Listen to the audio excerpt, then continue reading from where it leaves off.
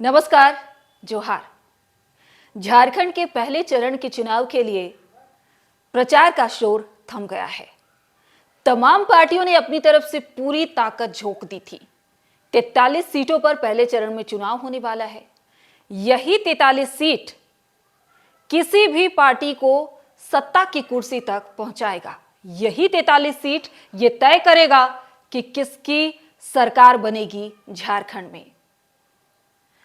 43 seat का जो समीकरण है ये बहुत मायने रखता है झारखंड में।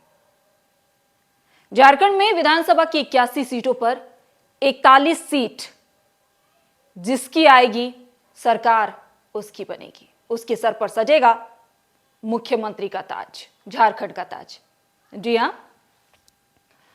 एनडीए या इंडिया गठबंधन दोनों ने अपनी तरफ से पुरजोर कोशिश कर दी है। जहां इंडिया गठबंधन का नारा है एक ही नारा हेमंत दोबारा, वहीं बीजेपी एनडीए इस नारे के साथ है कि रोटी बेटी माटी की पुकार, झारखंड में भाजपा सरकार। अब देखना यह होगा कि पहले चरण का जो चुनाव है 43 सीटों पर, यहां कौन बाजी मारता है। पहले चरण से ही यह तय हो जाएगा, यह साफ हो जाएगा परिदृश्य कि किसकी सरकार बन रही है। आपको थोड़ा पहले का डिटेल मैं बता दूं। हम अगर बात करें 2014 की, तो इसी 43 सीट पर बीजेपी ने सबसे अच्छा परफॉर्म किया था। 43 में से 19 सीटें यानी कि सबसे ज्यादा सीट बीजेपी ने हासिल की थी इसी 43 सीट से। वहीं 2019 में बीजेपी का खराब प्रदर्शन रहा और जेएमएम ने शानदार प्रदर्शन किया 2019 में और सबसे ज्यादा 17 सीट लेकर आई।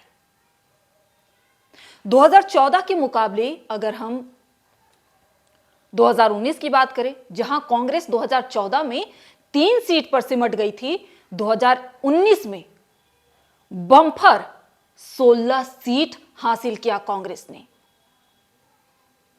और इंडिया गठबंधन, तब की महागठबंधन, जिसमें झारखंड मुक्ति मोर्चा, कांग्रेस, राजद, माले ने मिलकर सरकार बनाई। देखता है, यह देखने वाली बात है। पिछले चुनाव में 2019 के चुनाव में कोल्हान में बीजेपी का खाता भी नहीं खुला था, यानी कि 14 सीट पर बीजेपी का परफॉर्मेंस शून्य था। आपको याद होगा जमशेदपुर पूर्वी, जहां का मुकाबला बेहद दिलचस्प था, जहां से खुद तत्कालीन मुख्यमंत्री को निर्दलीय सरयू राय ने हरा दिया था और उन्होंने जीत हासिल की थी। हालांकि इस बार सरयू राय एनडीए का हिस्सा हैं, जेडीयू से जमशेदपुर पश्चिमी से चुनाव लड़ रहे हैं। जमशेदपुर पूर्वी से उड़ीसा के राज्यपाल और पूर्व मुख्यमंत्री रघुवर दास की बहू चुनाव लड़ रही हैं।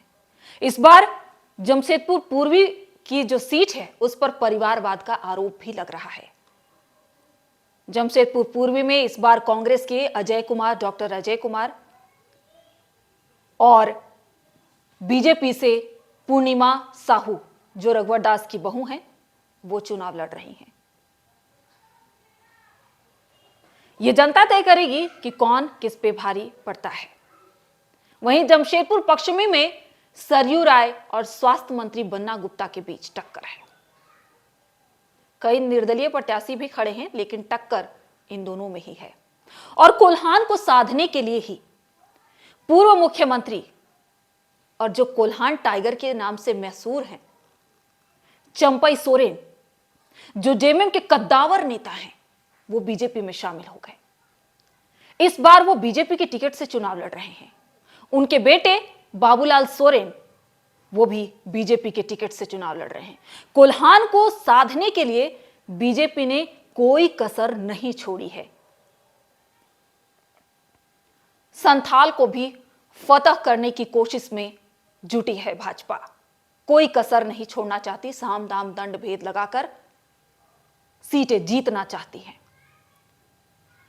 हिमंता बिस्वा शर्मा असम के मुख्यमंत्री और झारखंड विधानसभा चुनाव के सह प्रभारी फ्रंट फुट पर खेल रहे हैं। लगातार डेमोग्राफी को लेकर सरकार पर हमलावर हैं। उनका कहना है कि आदिवासियों की संख्या घटती जा रही है, बांग्लादेशी मुसलमानों की संख्या यहां बढ़ी है, घुसपैठिए यहां बढ़े हैं और यह सरकार की नाकामी है। लगातार भ्रष्टाचार और घुसपैठियों को लेकर सरकार पर हमलावर है।